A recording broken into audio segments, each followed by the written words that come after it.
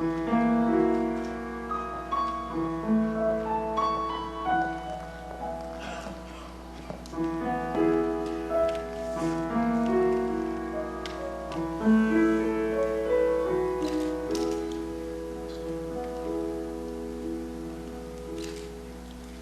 upon a winter's eve, between what's real and make-believe, beyond the things we can't conceive, playful stars danced and darted to the coo of quails and nightingales above a humble little hovel on a hill. Here, the solitary couple cuddled quietly as they huddled in their hidden hilltop home. Though their lives appeared serene, things aren't always what they seem. 'Neath the surface, they both grieved. Their sorrow sheathed, still breathed and seethed. There once had been a time when tenderly they touched along the clovered climb to their happy, homey hutch, trading tickly, tingly kisses that lightly lit upon their lips in eager nips and sips. A whimsical world they had shared with a magical child who filled the air with laughter and a reverent sense of wonder. Their love affair with life nearly never knew of strife. Their gratefulness turned everything to gold.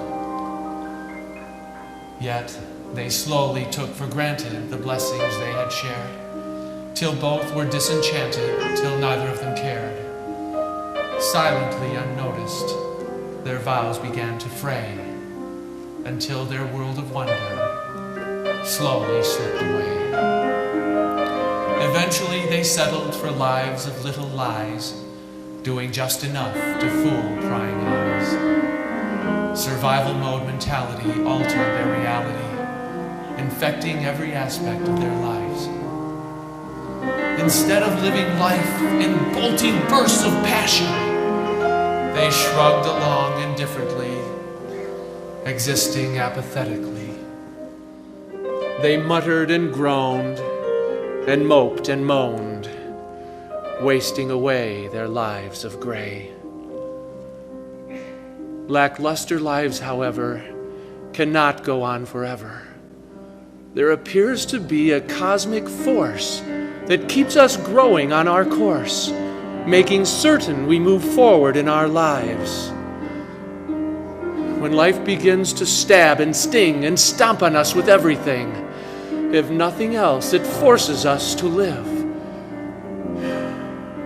And when we look at all our gains, we find that most result from pains through which we benefit and grow. And so it was that they were shown a chance to change the paths they'd sown. A painful lesson was unclad as death barged in and took their lad. As shock withdrew, they thought it through and found themselves. He read the mysterious words again, hoping to make more sense of them. He rolled the rhymes around in profound prophetic ways. He drank them in and thought them through until the break of day. The insight he had gained that night grew quickly in the morning light. It formed into an inkling, then an image, then a plan. Business folk and parents would benefit the same when they and those around them agreed to play this game. Relationships in every form would have so much to gain. No matter what the storms in life, they'd see beyond the rain. Pass these gifts along, is what it said upon the card from which he read. And so he joined the giving game, a game that all would win, while learning that their happiness comes only from within. When this hyper-helpful husband figured out the rules, he gave them out as gifts. He thought of them as jewels. He gave them to his customers, then served instead of sold. He filled their needs so selflessly, they offered him their gold. The gold they gave was trust, and friends they sent his way, knowing he would treat them in the same unselfish way. He took a chance his wife would play, and started with a kiss, the first that they had shared since their child was amiss. She made a feeble effort, but her heart was like a sieve. She couldn't play the giving game. There was nothing left to give. Remissing, then dismissing him, she mumbled soft and low, "I think this game is senseless. Just take the girls and go. No game can stop my heartache now, no game of which I know." Her husband kept on playing. He knew the game was good. He played with those who wouldn't. He played with those who would. By morning it had spread like fire in a mill, and the boomerang of kindness rained love upon their hill. In just a day his life had changed, because his heart was rearranged. He'd found the joy of living he'd lost so long ago, and he found himself forgiving the hamlet down below.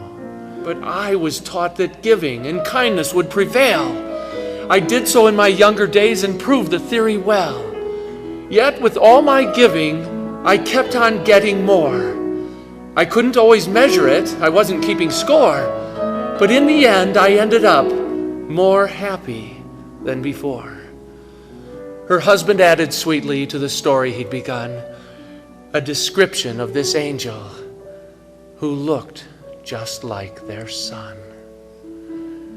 He taught that blaming others fans on evil's flame. We must be the answer instead of laying blame. Evil may be with us always, everywhere, but it cannot find a place to grow when we love and give and care. If the angel they describe to me is the son we lost so recently, perhaps each aching heart we heal reminds us that he's with us still.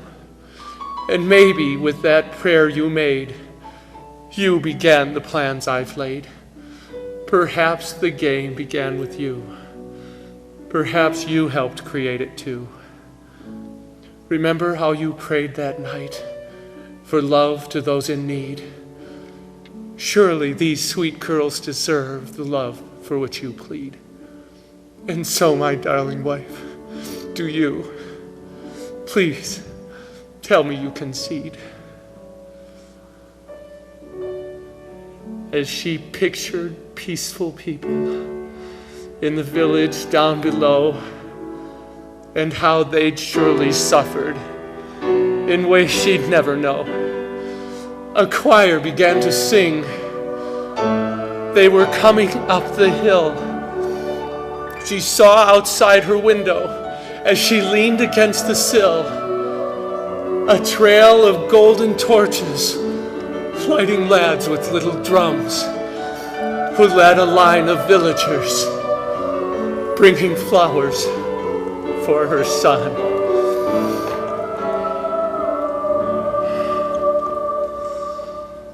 No heart of stone or hardwood door could keep out this much love. Her humble hovel glowed once more from dancing, darting stars above. Then, drawing in a long, deep breath,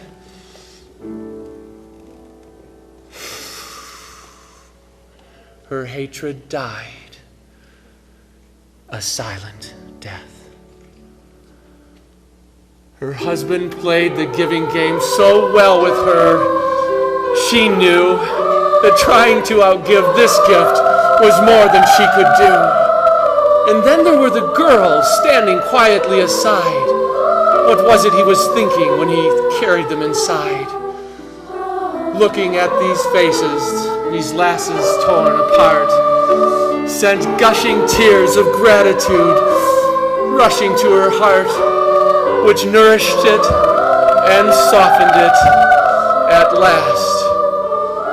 Compelled by sheer compassion, she fell upon her knee and held and kissed and loved them, still crying gratefully. And they returned the love that grew times 2. The circle of contribution was complete. Who won the giving game that day? Whose grateful giving set them free? No matter who was asked, they'd say,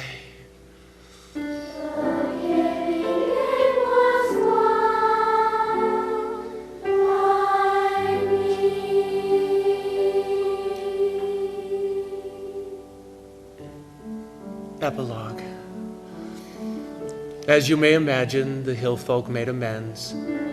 They asked their village neighbors to see them as their friends. But over time, this epic became a fairy tale. The giving game was long forgot. Its lessons were as well. Yet now we have a chance, it seems, to reignite these hopeful dreams while making efforts every day to play the giving game some way. We plant a magic seed each time we live the lessons of this rhyme. Thus, with every seed we've sown, a better world we'll each have grown.